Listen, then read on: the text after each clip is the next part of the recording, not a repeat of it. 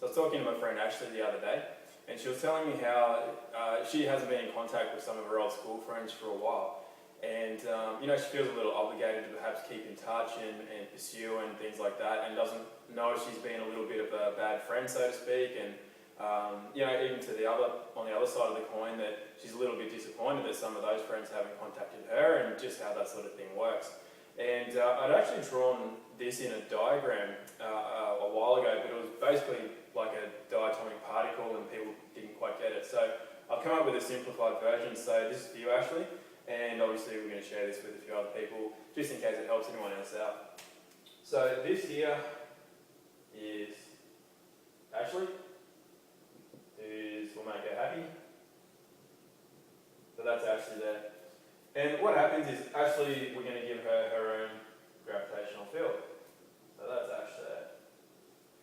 And what happens is, it's what I call a friendship orbit, and this actually applies to a lot of other things in life, such as money, moods, anything in life really.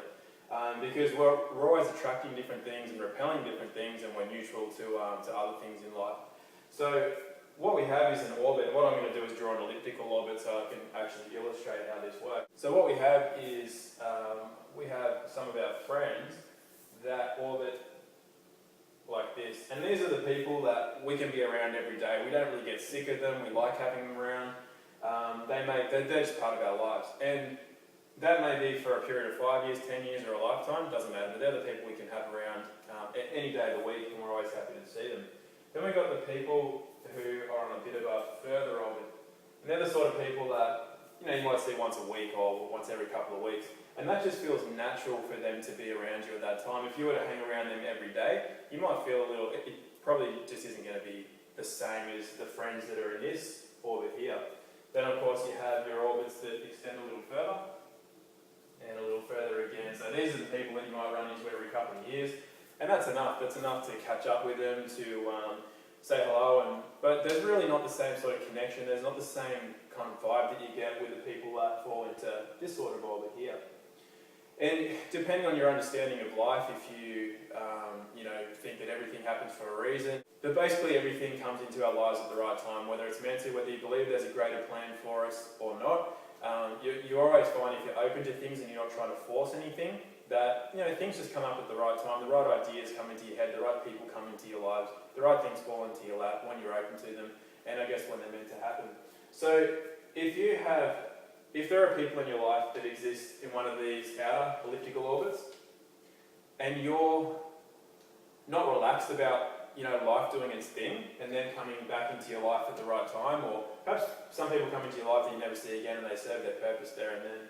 But these are the people that you sometimes feel that, I wonder if I should pursue them, but there really is a natural cycle to everything. You have sun up, sun down, you have the moods, you have the seasons, and there's a natural cycle to everything. So for the same reason that sun up and sundown happen in a shorter cycle, and summer and winter happens in a longer cycle, for you to wish it was summer when it was winter, you're going to go through a bit of internal turmoil. Same as if you're wishing it was day when it was night, on a shorter time scale. So these people out here, they're there for a reason. They serve their purpose when they come into your lives and when you cross paths. And wondering if you should pursue them to pull them back into your life at a premature stage is kind of like wanting the seasons to change when the seasons just aren't going to change for you. So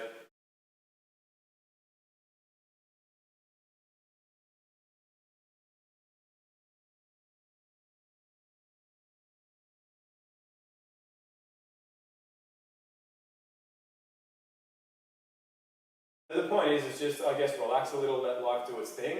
Even if somebody on an outer orbit is for some reason meant to come into your life briefly, I guess it'll just happen naturally of its own accord. You don't have to force these things, and you should never feel guilty about an orbit, taking too long or whatever to come back into play. So actually, I hope that brings you some sort of peace to your little personal dilemma.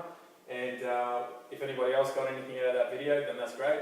Probably didn't, but at least I got to have a play and draw on the whiteboard, so it's a win for me. And I'll catch you guys next time.